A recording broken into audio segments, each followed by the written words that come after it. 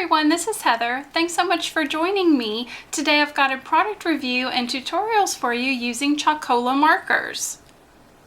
Chalkola was nice enough to send me their set of 30 chalk markers, and these are really great markers that work on non-porous surfaces like chalkboards, plastic, glass, and ceramics, but I wanted to see if I could incorporate them into my paper crafting. So I've created several samples for you to take a look at, and we're also going to make 2 projects using them today. Be sure to stay tuned until the end of the video for a coupon code and details on the giveaway. First, I want to talk a little bit about the markers. Like I said, this is their 30 set of markers, and on the side you can see all the colors that come in this set. It is a really great selection of colors.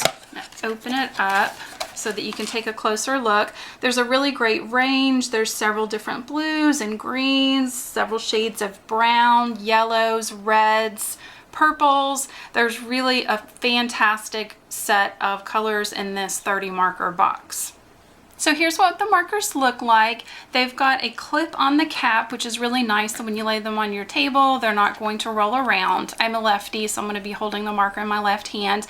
When you first get these, you do need to pump and prime them. So with the cap on and the marker cap pointing upwards, you're going to shake your marker for about 30 seconds.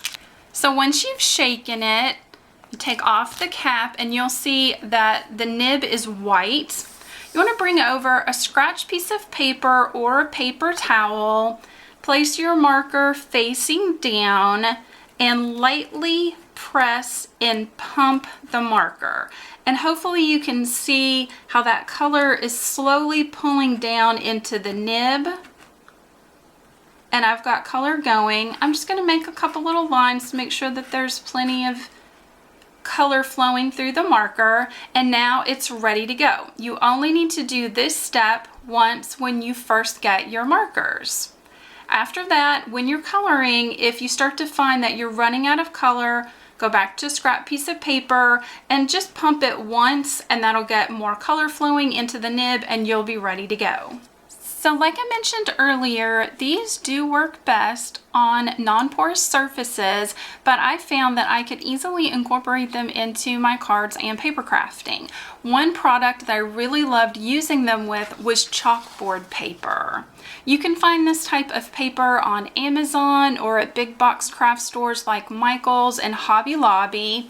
It is a coated paper, and it's got a chalkboard coating on one side, and the other side will be slightly shinier. You want to work on the flat, smooth, matte side. That is the side that's coated with the chalkboard.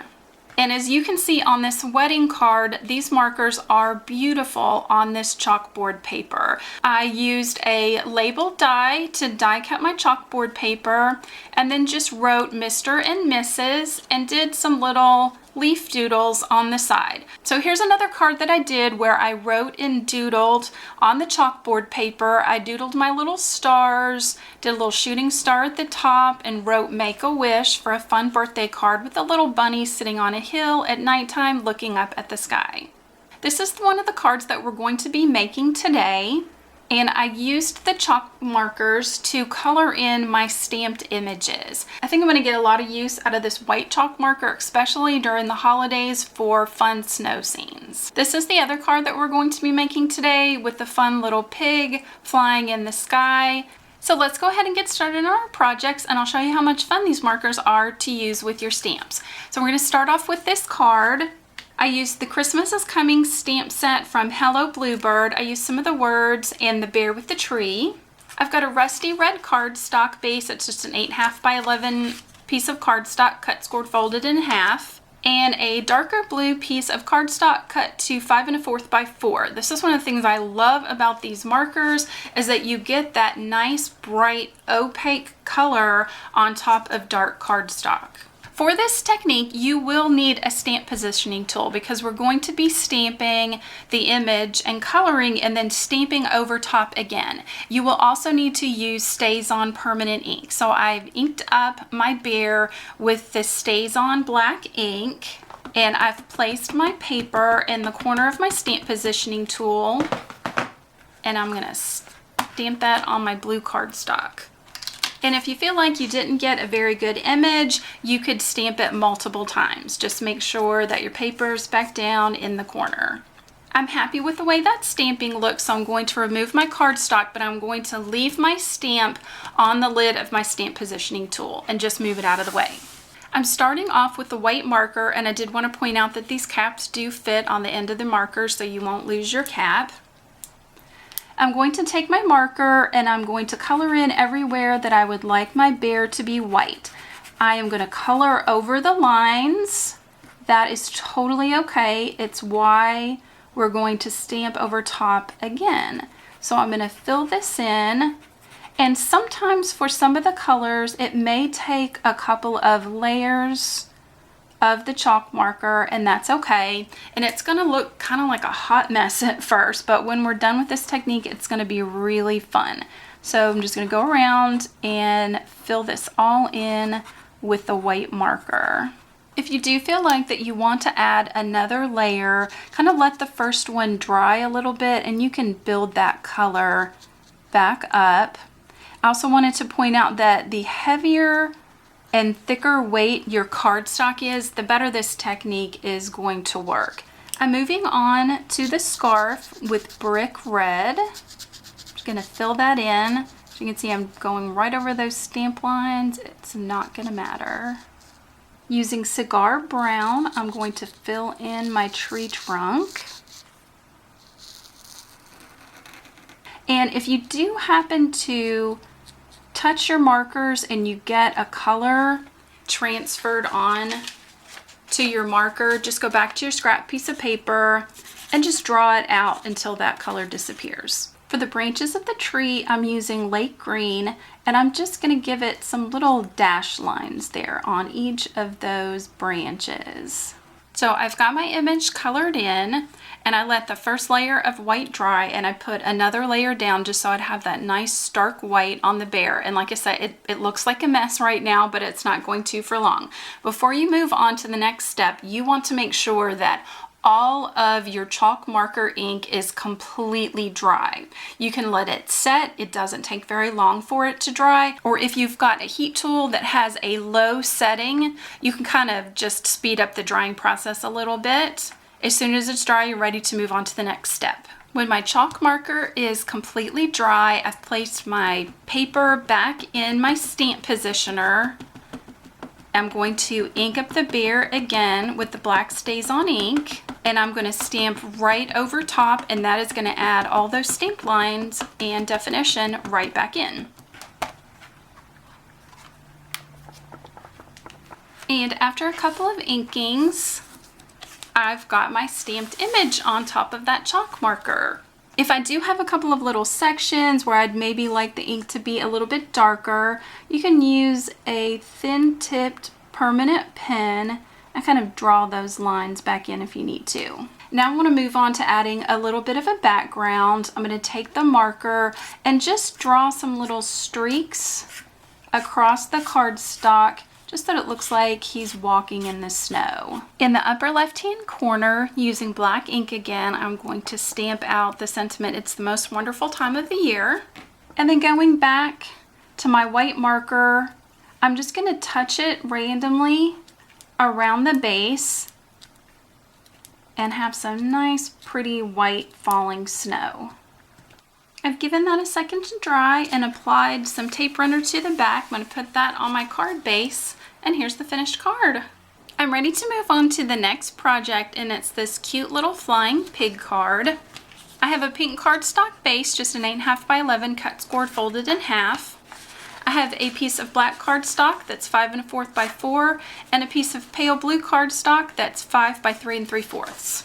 And from a piece of the chalkboard paper that I mentioned earlier, I've die cut out the little speech bubble. I'm not the best at hand drawing and doodling, so I thought for the clouds I would use a stencil. I have a cloud stencil from Stencil Revolution, a little piece of scratch paper with my blue cardstock and the stencil on top.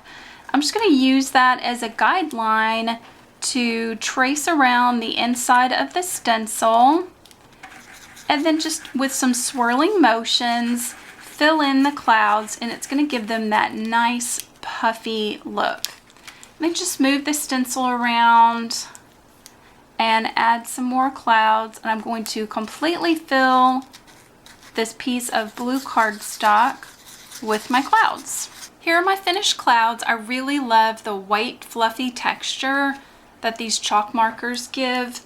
I wanted to also just add a little bit more color and kind of fill in around the clouds. I'm going to take the pink marker, just draw some tiny little hearts all around the sky. Here's my finished background. I'm going to set that off to the side. I've gone ahead and stamped out my flying pig. This is from a Hog Heaven stamp set from My Favorite Things. I've stamped it in Versamark ink and used black embossing powder and embossed it on white cardstock. I'm going to use the same pink marker for the hearts, and I'm going to fill in my pig. This time I'm going to try to avoid the lines. This is a little bit of a different technique than what we did earlier with the bear. And this black embossing kind of helps it really pop out, but you do want to avoid coloring over it as much as you can. I filled in the body of the pig. I'm going to leave the wing white, and I'm taking the fluorescent pink lemonade marker and I'm filling in the snout. I'm going to let this dry, and if I need to, I'm going to go back to my permanent marker and fix any of the little lines, and then I'm going to cut my image out, leaving just a little bit of a border. And I almost forgot to give him a couple of little pink cheeks with the darker marker. The speech bubble is a combination of my handwriting and some more embossing. I'm taking a piece of regular Scotch tape and covering up everything on the sentiment but the word you. I'm going to remove the Scotch tape, and in the upper left hand corner stamp the word you using white embossing powder. I'm going to pour that over and heat that with my heat gun. And I've repeated that same technique, masked off everything on the sentiment except for the word my heart. And I'm going to take the marker and write out the word hog. Again, I don't have the best handwriting, but these markers are so pretty. Add a couple little dots on the ends of the letters. And there's our speech bubble. I've applied my cloud background to the black, and I'm going to apply that to my card. I've placed some foam tape on the back of my pig and also on my speech bubble, and I'm going to place that on my card as well. And here is our finished card. I'd like to thank Chalkola Markers for sending me these markers to share with you. They have generously offered a coupon code, so if you go to their website, chalkola.com, and enter in the code HEATHERH10, all in capital letters, you will receive 10% off your order. This is an affiliate link, but it's no extra cost to you, and you will receive the discount. They are also generously providing the giveaway today, where you can win a set of these 30 chalk markers like I used today in the video. The giveaway is open to US and UK residents from now until March 15, 2020. In order to be entered into the giveaway, you need to like this video, leave a comment down below, and you need to subscribe to Chalkola's YouTube page. That link will also be in the description box down below. I hope you've enjoyed this review with Chalkola Chalk Markers. I've had a lot of fun using them, and I hope you have a wonderful day. Bye!